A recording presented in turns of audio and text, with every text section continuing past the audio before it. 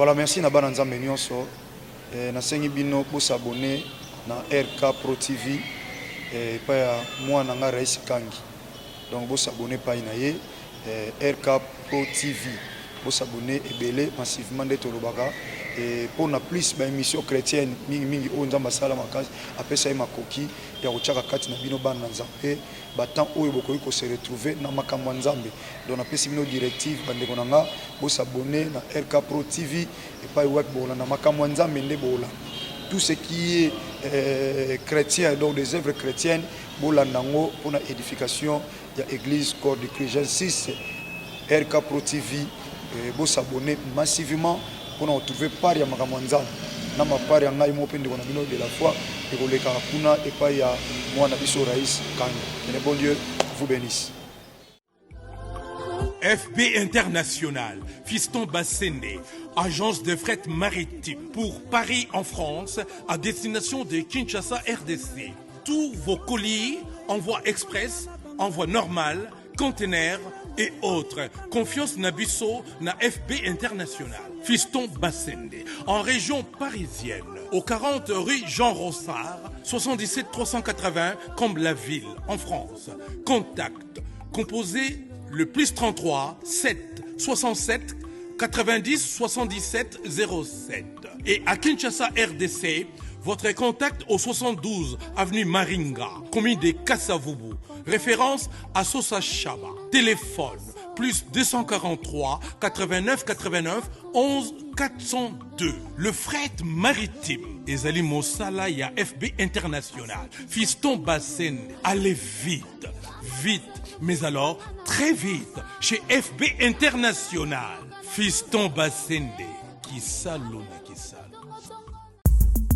Alors, abonnez-vous massivement et surtout n'oubliez pas de décrocher la cloche de notification pour ne rater aucun de nos programmes. RK Pro TV.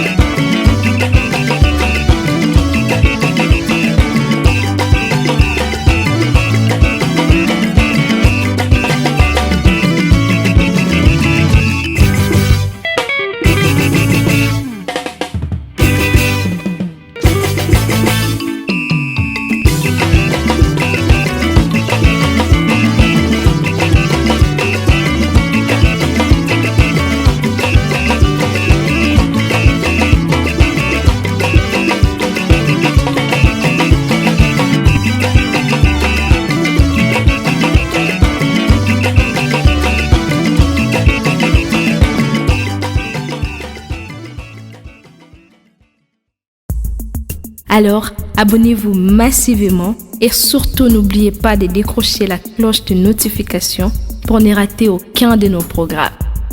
RK Pro TV.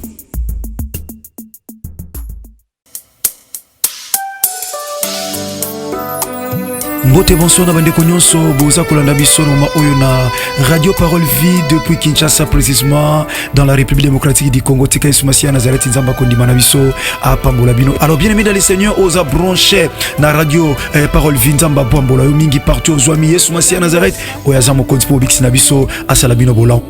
Voilà, bengande ko tinda partager comme d'habitude bien aimé dans le Seigneur, parce que pas bisoto suki ezabisika opebino nzamba zo bandana bino, parce que obisoto sali place to ko tinda la bande comme soute parole vie mais yoza capable bien aimé dans le Seigneur okwa ko tinda la e tonzo sala continue ta musala oyo Yesu Masia Nazareth nzamba solo aso pambola yo. Un grand merci na bande ko nyonso bo sala ka partage à parole vie partout à travers le monde, tika nzamba pambolo na Brazzaville na Kinshasa na Europe na Amérique na zine Océanie partout bozwami bien aimé dans le Seigneur. Pourquoi pas kuna na ba village na ba mboka oyo wapi connexion ezalaka ndeko oyo partage ka parole vie tika Yesu Masia Nazareth apambola bino.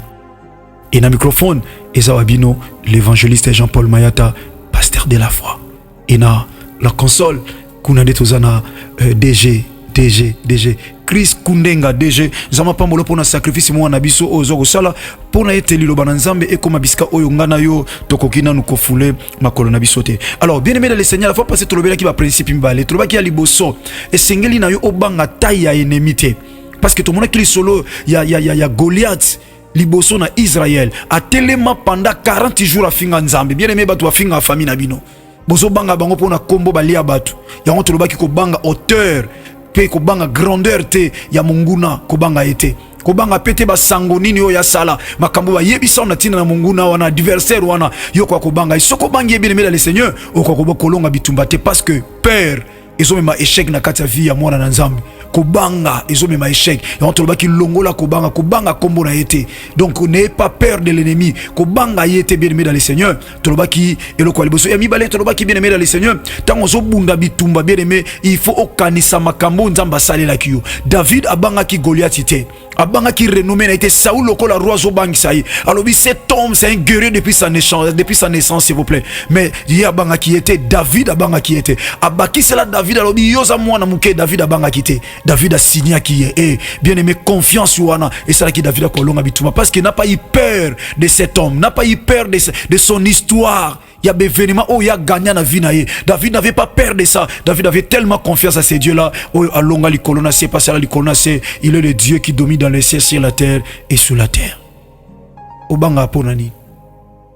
Ya yo banga ponani yango zoko échoué. Israël a échoué. Pour ça kobanga, mais David n'avait pas eu peur. Il y a ennemi, bien que sa taille, bien que sa renommée, mais David n'a pas eu peur de cet ennemi Goliath. Et ami balé toloba ki bien aimé dans le Seigneur, toloba ki kanisa makamunzamba sala na yo.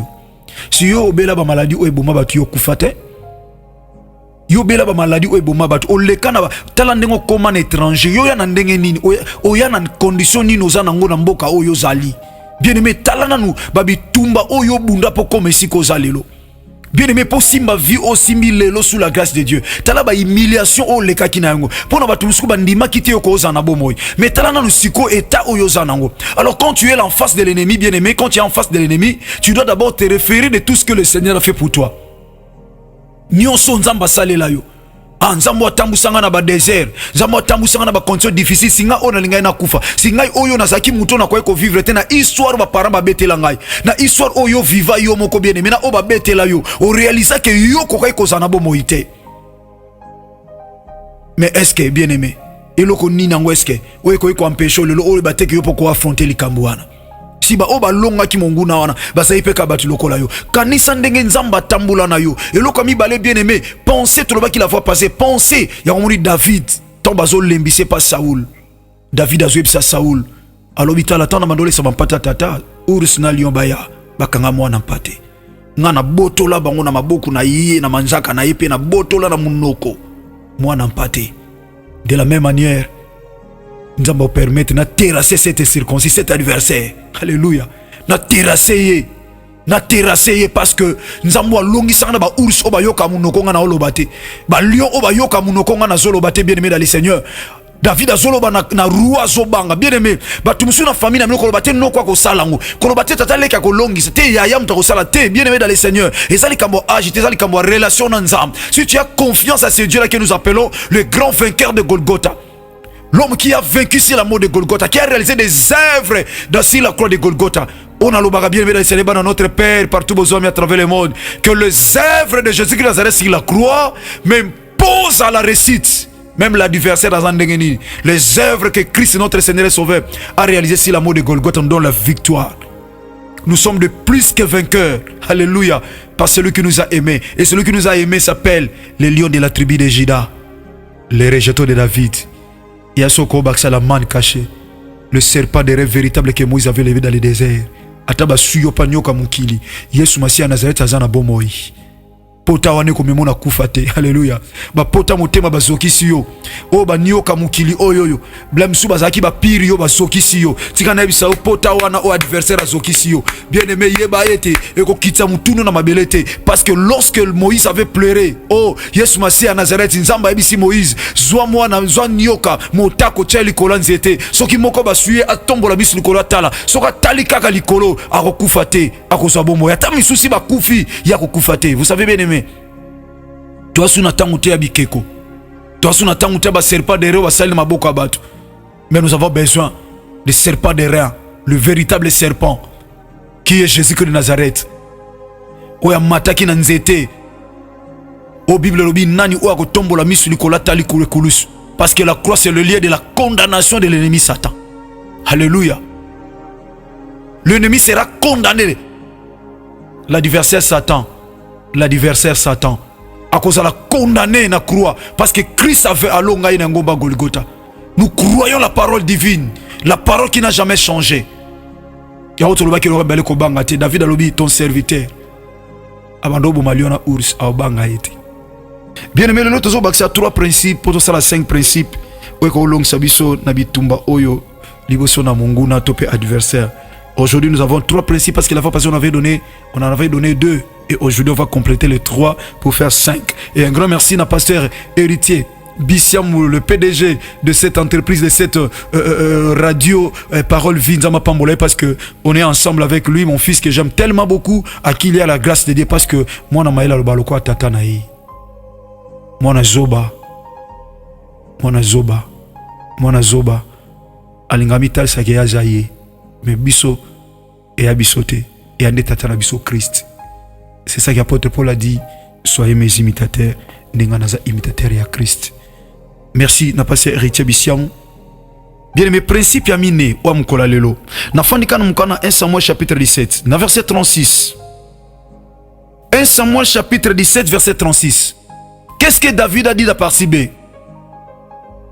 Après avoir koyebisa Saoul, que Saoul, naï na boma ours, na botola ours, ni moi n'en pâté na maboko. Et enfin, ton serviteur ira se battre avec cet homme. Cet incirconcis. Qui est cet incirconcis? Pour insulter le véritable Dieu d'Israël. Alléluia. Comme Yesu Masia Nazareth, c'est quoi que ça m'a sonné le collabo moïna bien aimé. Oko kufate attaque maladie wana na boya kotanga kombo nango parce que ça na kombo moko c'est nga na tanga pamba ozali kolaba kombo nyonso. Eza kombo na Yesu Masia Nazareth nzamba solo. Bakombo mususu wana eza bakombo oyo Bible lobi, c'est Christ qui a reçu les noms qui est au-dessus de tous les noms. Tika na yebisa yo kombo na Yesu Masia Nazareth eza likolo kombo problème na yo. Kombo Yesu Masia Nazareth eza likolo ya kombo maladie wana oyo ravager monde. Oh, eleki monde mobimba na makasi. Mais eleki kombo Yesu Masia na makasi. Alléluia. Yango tika ta na oloba ah mutu moko za tena kati ya maladie wana. L'homme de Dieu tu as tena maladie wana. Oh famille za tena maladie wana, tête na maladie wana. Je déclare la guérison au nom qui est au-dessus de tout le nom. Le nom de Jésus-Christ de Nazareth. Allez, soyez guéris. Na kombo na Yesu Masia Nazareth. La Bible dit si tu crois, tu verras la gloire de Dieu. Si tu crois. Principe à Liboso. Dans 1 Samuel chapitre 17 verset 36. Alors ton serviteur Saoul Yokanga. Ngambo mbunayo. Noke bundana mutuwana. Noke bundana yi. Et là, Liboso ezanine. Il faut avoir la foi. Donc, troisième principe, il faut avoir la foi. Bien-aimé, Sengelo Zana Kondima. Et Sengeli Ozana Kondima, bien-aimé dans le Seigneur. Et Sengelo Zana Kondima. La foi, c'est la force d'un chrétien. À d'autres termes, troisième principe, c'est faire confiance à Dieu. Faire confiance à Dieu. Ou avoir confiance à ces dieux-là. Bien aimé, la foi c'est une ferme confiance à un Dieu vivant, quoique invisible physiquement. Bien aimé, tu n'es pas seul. Il y a quelqu'un qui est avec toi. Tu n'es pas seul, ma maman. Tu n'es pas seul, ma soeur, mon papa, mon frère, tu n'es pas seul. Devant cette situation difficile, tu n'es pas seul. Tu es entouré par quelqu'un qui domine. Quelqu'un qui n'a pas de taille limitée, qui n'a pas un nom limité. Azana hauteur est limitée, azana profondeur est limitée. C'est lui qui t'entoure. Il est là autour de toi. Même si le problème est qu'il a été. Osayo mon côté bien-aimé dans le Seigneur. Osayo mon côté. Il faut faire confiance à ces dieux-là. Tant osali bosso adversaire bien-aimé, principe, on a zopé ça bien-aimé, amisa tout pardon. Ezali ko sala nzambe confiance. Koloba ete nazanga mote. Nazo bundanga mote. Yango Bible lobi. Même si on va se belé, mais c'est lui qui est à moi. C'est lui qui est à moi. Pas ceux qui sont avec moi, mais c'est lui qui est à moi. Et plus grand que ceux qui sont avec eux. Oaza katinanga aleki ba onyonso baza katina bango. Yango la Bible dit, ils te feront la guerre, mais ils ne te vaincront pas. Bien aimé, pour vaincre l'adversaire, tu dois avoir confiance à ces dieux-là. Ozo semble avec foi, ozo semble avec assurance. Tant ozo beta maboko avec assurance. Tant ozo crier avec assurance. Ozo manazo beta maboko ba épée ndenge Ezekiel zoloba, ba épée zo doublé zo triplé. Ozo banganine. Si Dieu est avec nous, qui sera contre nous? Lui qui n'a point épargné son propre fils, mais qui l'a livré pour nous. Vous savez, pourquoi ne donneront-ils pas aussi toutes choses avec lui? Pourquoi pas faire confiance à ces dieux-là? Pendant qu'il a tout accompli sur la croix de Golgotha. Il nous a bien dit, il a dit clairement, noir sur blanc, tout est accompli. Tout, à l'exception de rien. C'est-à-dire, ma victoire a été déjà accomplie sur la mort de Golgotha. Et je n'ai pas peur de l'ennemi, je n'ai pas peur de l'adversaire. Parce qu'il n'a aucun pouvoir et aucune puissance devant moi. Parce que celui qui est à moi est au-dessus de tout. Tout le monde a bien aimé dans le Seigneur. Principe on a liboso ya mine misatu na mkwalelo yango na pesi, ils allaient avoir confiance à Dieu ou avoir la foi. Yamine, ils allaient débarrasse-toi de tout ce qui n'est pas de Dieu. 1 Samuel chapitre 17 verset 38 à 39. Et là on est salami a bien aimé dans le Seigneur. Saoul a zubi lamba na ye ya guerre, ya ba soldat ya lamba na ye ya muko ya bokonzi. Alatisi David. Oh, bien aimé, keba na distraction. Longola biloka bapaya kati na yo. Longola biloka bapaya bien aimé. O biso poto kwa kolonga. Soki luwezo ya la biso mama lobeto ke loba na cimetière. Toko ko invoquer bakoko. Yemo kuta nzai na bomo sa ke lote balia ekolia. Ok bonde le pa peso makasani. O bingana ke na kolela pa bakoko na biso na kata ya cimetière. Parce que na cimetière so na beleli bango. Bango ne bafungolanga musala. Lemsu yemo bando ko chômer. Atiki la bino kutulem sur l'oroté. Bien aimé dans le Seigneur. Balati se bilamba. Mais Saoul yé mosa baki bilamba ne long sabitumba. Ponya la teke onta ke kobunda. Bien aimé, ça na batu ebele bazo koto na distraction. Ozana situation difficile. Aso biso ke ne pas tata songolo. Ke ne pas maman songolo. Ya sakane na Bible. Nana biso ba noso simba Bible baza basali na nzambe. Papa. Nana biso ba noso simba Bible baza basali na nzambe. Yemo kolo Bible, les écritures tuent, mais c'est l'esprit qui vivifie. Avec quel esprit ba osala musala wana? So ibiso tozana molimo mo santo, molimo Yesu Masia Nazareth, bon ya bango za molimo nini. Keba bien aimé dans le Seigneur. Ya on tolobi na 4 principes. Débarrasse-toi de tout ce qui n'est pas de Dieu. Débarrasse-toi. Baninga nyonso ba pesa ko ba tole mabe, c'est débarrasser na bango. Batu nyonso ba makona nzela masumu, c'est débarrasser na bango.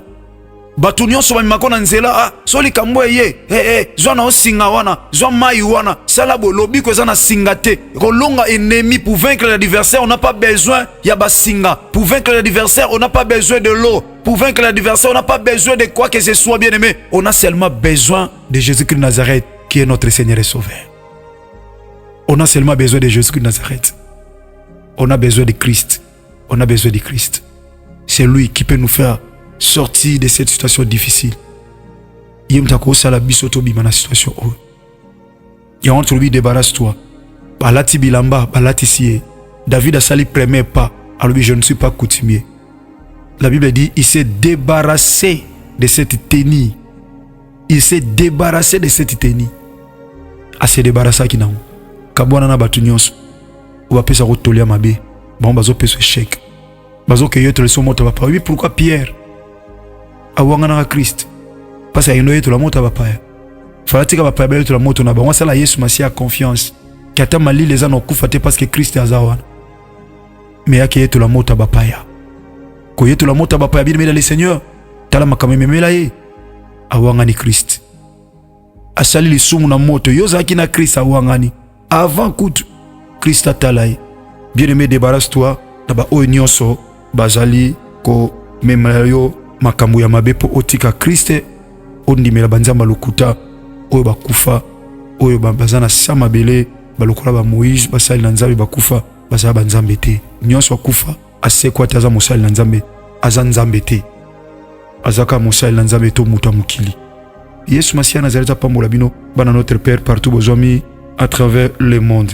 Bien-aimé, cinquième principe est d'aller vaincre l'adversaire pour la gloire de Dieu. Vaincre l'adversaire pour la gloire de Dieu. Principe moko ya suka bien-aimé, soko so kende ko bunda loba nazo ke ko bunda po nazo ngisa lokumu epai na nzambe. Batu belezo ke bunda binga so na longi bitumbo yo. Bako sentir nga seke nzamba ozwane gloire te. Nga soka ka adversaire nga ka so na zwi libala mkola mariage na nga. No bako sentir voile na kolata bako sentir veste. Bien ma adversaire wakango na domaine libala olonga ete parce que Christ azomone ozapo na gloire na ete. Nga jour likambo eko simba bako yeba ngai bien aimé tu te trompes parce que c'est pas pour la gloire de Dieu. Nzamba permettre to longwa olonga s'il vous plaît. Ya wana na principe il faut ça la nyonso pour la gloire de Dieu. Il faut ndima keso na olonga ezala pona lokumu na nzambe. Nzambe longi sanga pona zongsela yo nkembo. Bien aimé tango so bunda bitumba. Ozoza liboso adversaire pour vaincre adversaire. Bien aimé principe moko loba tata soko longi singa lokumu ezonge pa ina yo. Tanga mkwana juge. Omona Bible dit Jephté tomba bengi azala mukonzi na bango. Alobi Seigneur sona ke bunda bitumbo sona longi. Na opeso mwana ngai. Mutu nyaso kuto kobima na ndako na mutu aliboso.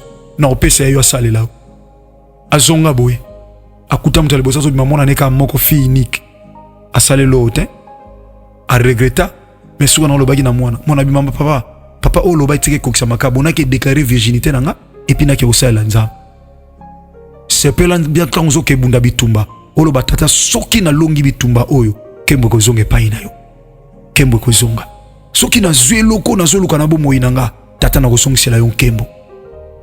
Parce que Seigneur, dans Jean chapitre 17, on a dit que le kembo. Mais or, ce qu'on na gloire en Nzambe okufa. Gloire en Nzambe c'est celle ba fait zong selaye. Au moni bi comme le Père, je te rends grâce parce que koiksi pour ça mutema nanga. Zong selaye, tata na zong selaye on kembo. Voilà bien aimé dans le Seigneur, nous sommes arrivés à la fin. Tolito sambela. Le loko le lanayo ezo bongo na ko seka. E ko seka no ezo la kolela banguna na. Bien aimé pendant que ba ochela biso Loïma ma mester na sezo beta biso tozo sambela. Bien aimé dans le Seigneur, banda opesa encore merci pour nata otozuli sanga na komba Yesu Masia na tozo sambela. Yawe nzamba bomoy tozo sambelo ko loba merci parce que banda ki na biso elongo na pasteur Herbin Nzam. Lelo tozo kena ko suki sanzamba bomoy. Eloko moko ya pambe sala magateli boso na yo nzamba bomoy. Yango to tomboli maboko na biso tata na kati ya parole vie. Nzambe na ngai toza koloba na yo nzambe na radio all. Tombwa na yo nzamba bomoy. Tombwa na yo Yesu Masia Nazareth. Talande kwa zo sambela kuna zo tombola kombo na yo. Nzamba bomoy mona ye nzamba kondima na ngai. Oh nzamba kondima na ngai. Tata bana no batale la kombo le Dieu de notre Père. Le Dieu de notre Père de la foi c'est toi Jésus Christ de Nazareth. Nzamba de la foi zawapi. Tombwa mana yo nzamba de la foi. Tombwa mana yo nzamba radio parole vie. Tombwa mana yo nzamba radio parole vie. Tombwa mana yo oh nzamba CFC nzamba kondima na biso. Tombwa mato tomboli yo lero la kombo na Yesu Masia Nazareth. Bien aimé dans le Seigneur, sikoyo eloko nini tungisaka yo.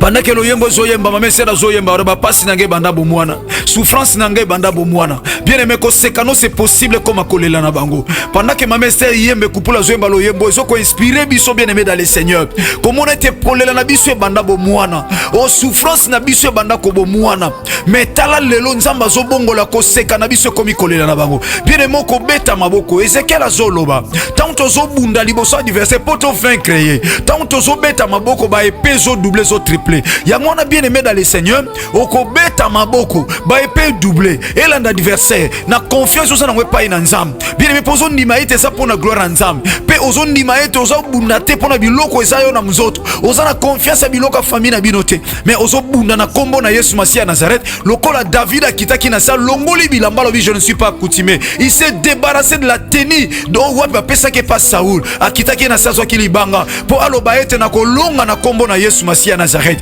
oh les 5 pierres symbolisent les 5 lettres du nom de Jésus oh notre Seigneur et Sauveur bien aimé beta maboko banda ko kwesa adversaire avec foi na kombo na Yesu Masia Nazareth osambeli bondela yawe tozo détruire yawe tozo lakela yawe tozo panza yawe tozo neutraliser puissance nyonso satanique esprit nyonso mari femme de nuit esprit nyonso ba douleur na nzoto esprit nyonso maladie o ezo battre nzambe zo bundisa monde yawe nazo pekisa yango nazo détruire yango za na effet likola bana yo tala ndeko baloba sa positive nzambe c'est possible comme c'est négative parce que za tato ko sakate tika maladie za la musika ya libota o maladie za musika ya libota o ya monguna so profiter na sima maladie o yemo kwa kuwe na maladie wana o nyoza zo tengela bana na yo pasi zambe pasi wana ezongela ye bien aimé bondela mama nanga bondela papa bondela pona bana mama bondela pona bana bondela pona babotsi mo bondela papa bondela pona mama bondela pona papa bondela banda ko bebisa misala satana beta maboko tambola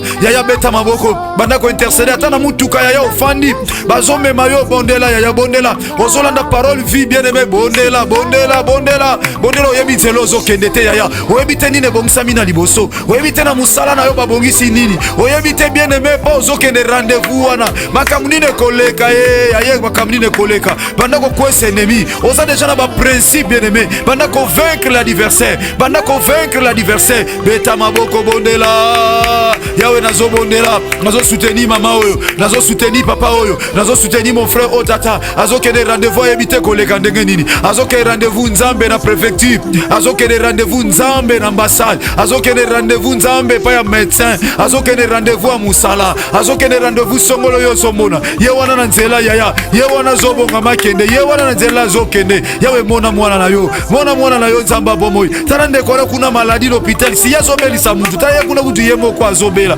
yawe nzambo za wapi nana ngwa telemili bosa maladi o nana telemili boso na bango ndekona kuna zokende nzambe na mutuka nana zobongisa accident liboso na ye nana zobongisa bana na yewa kende bazwa maladi nana ngo wana za bibana bazana ndako bazobima te kaza zolo ba maladi wana ezwa bango nana ngo awa na Congo awa nzamba bomoy bazobongisa ye maladi akobwakela bazobongisa ye mbasu bazobongisa maladi songolo bazobongisa ye nzambe babwakela ye maladi ya mabena kata nzoto na elongi nzoto ebeba manda ngwa uti wapi mbanda oyo yaya wazoluka oyo akanga mobali oyo nzambe tala sera zolela mobali akangama ya wakangama yaya tozo déclarer akoma libre mobali akoma libre epa ya kenda nzambe libéré ye epa ya kenda nzambe libéré ye que l'adversaire tombe koseka na ye yawe ekoma lelo kolela banguna koseka koma kolela banguna c'est qui ça ye nzamba bomoy c'est qui ça ye nzamba bomoy c'est qui ça ye nzamba bomoy c'est qui ça ye fait changer quand nzamba bomoy fait changer quand na kombo na Yesu Masia Nazareth na kombo na Yesu Masia Nazareth que le problème change à solution na kombo na Yesu Masia Nazareth na kombo na Yesu Masia Nazareth na kombo na Yesu Masia Nazareth neto sambeli boye bisognon sotolobi gloire et louange à toi Seigneur Jésus-Christ de Nazareth. Amen. Bien-aimé, betela nkolo maboko esiko zwami. Beta maboko yaya, beta maboko parce que ozana kondima. Beta maboko makasi ozana kondima. Soka déranger voisin te beta yaya. Soka ko déranger te betela nkolo. Zoki sele le kumu par la foi. Yo ozaka tangu nyoso branché na Radio Parole Vie. Radio Parole Vie et Pambola. Partout vos amis bien-aimés dans les scènes. Comme nous na suka yaya. Tika bola muna nzambe tata ezali kona bino mabota nyonso tolingi bino tellement mingi koleka tolingi bino mingi. Bana de la Foi TV, bana CFC, bana Codef, bana Parole Vie, Zamba pambola bino. Merci mina pasteur Herbie pour notre vision et sunga peuple nzambe à travers la radio pour que peuple azala édifié. Tika bola mon akolo esumasi Nazareth nzamba kondima na biso ezali kona bino. Alors pour tout contact vous pouvez appeler le numéro qui est affiché na la télévision ou bazola na télévision. Topé inde koyo yebi le numéro, il y a parole vie au numéro, il y a pasteur héritier. Bissia mon pasteur Herbie, pouvez toutefois nous appeler pour nous dire biso comment bozo ko évoluer pas numéro na biso tina de la foi TV bozana yango. Alors tika bo komela biso ba suggestion na bino pour na radio na biso parole vie, comment parole vie zo komela bino na bandako partout à travers le monde place bozwami izamba bomoy apambola bino. Voilà. Na komi na suke zala ki wa bino leki yaya muninga ndenge ndeko ko kozwila ngai pour na lokumu na Yesu Masia Nazareth. L'évangéliste Jean-Paul Mayata, pasteur de la foi, père Yabana nae, Muninga Yabaninga nae, Leki Yabaya nae, Yaya Yaba Leki nae, Kola Pambola Bino Mingi. Parole vie, sans parole, il n'y a pas la vie. Sans parole, il n'y a pas la vie. Sans la vie, Christ n'est pas là. C'est Christ qui est la vie. Parole vie, Liloba, Ndeyangweza Bomoy. Merci na Christ Kundenga DG à la console, aux Akinabiso. Zama pambola bina pambola bana de la foi TV nyonso bana notre père encore une fois de plus tika bola mona nzambe tata ezala likolo na bino tokutani barasima soki Yesu Masia Nazareth amizongelite. Alléluia. Au revoir.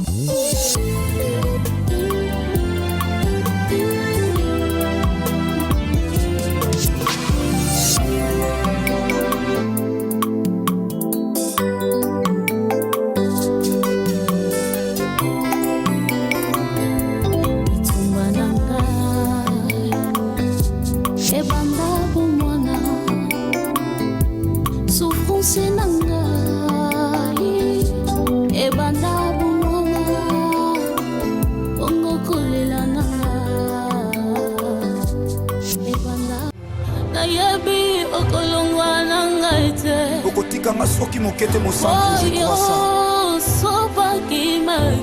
La puissance de ton sang, c'est l'amour de Golgotha me réclame. Alléluia. Car il est écrit, ils te feront la guerre, mais ils ne te vaincront pas. Alléluia.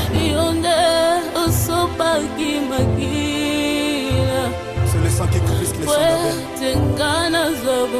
Le sang de Jésus de Nazareth. Alléluia. Alléluia. Alléluia. Yeah. Okende wapi mosantu Yesu Masia soki na yote.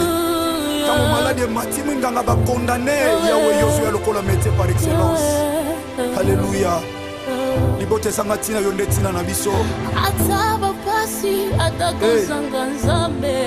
Atakozanga yaya. Nakangami na yo na kotika yote. Natingama na yo mosantu nzambe moko na ndimela Yesu Masia Nazareth.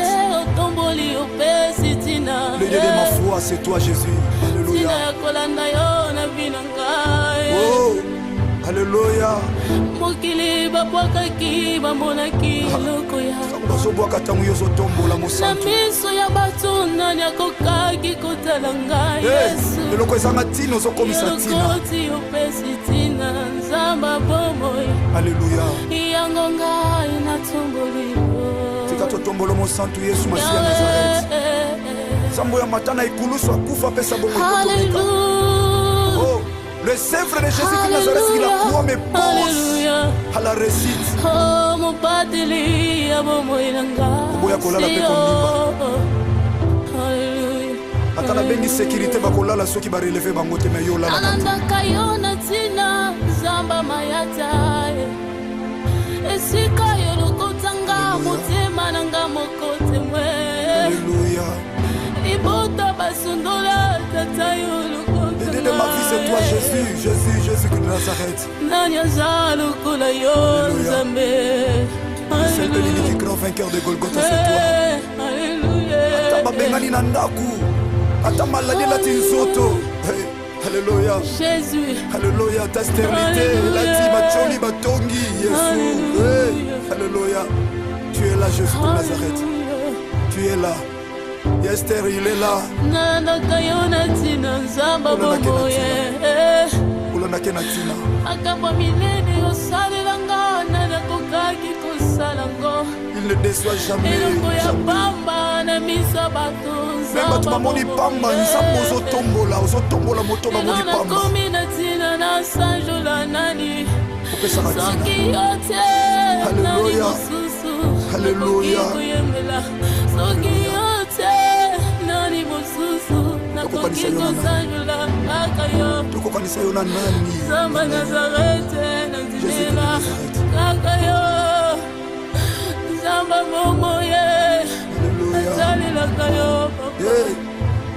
Hallelujah. Hallelujah. Hallelujah. Hallelujah. Tokomi na suka yaya Yesu Masi azali secours oyo emakaka te na détresse azali Yesu Masi ya Nazareth azali yika mpiko yaya kokwesa kondima te mwana sepse mwana kodef bana notre père chrétien makasi na ngai ezali yo aza makasi na yo ntango lembi azali yo Yesu Masi ya Nazareth azali makasi na yo celui le secours qui ne manque jamais dans la détresse.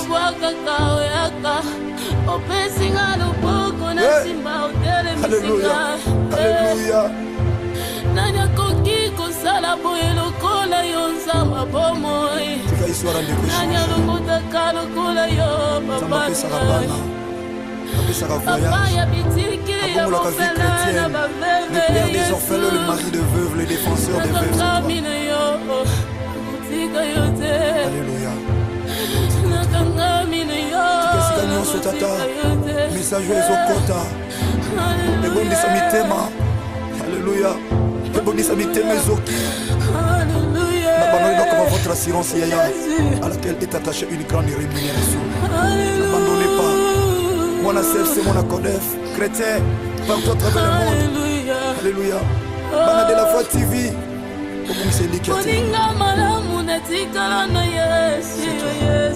C'est toi, Yaya.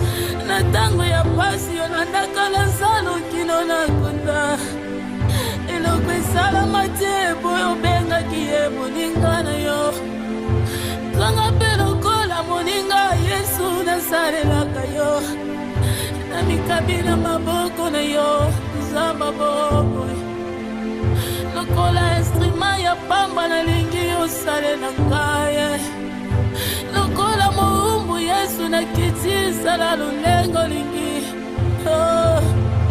sala lulengo lingi zamba bomoi Hallelujah. Hallelujah. Makasi nangasi yo Yesu makasa baebali mba izaka kayo mokonzi elike yo basantu seyo Yesu Masia. Alléluia.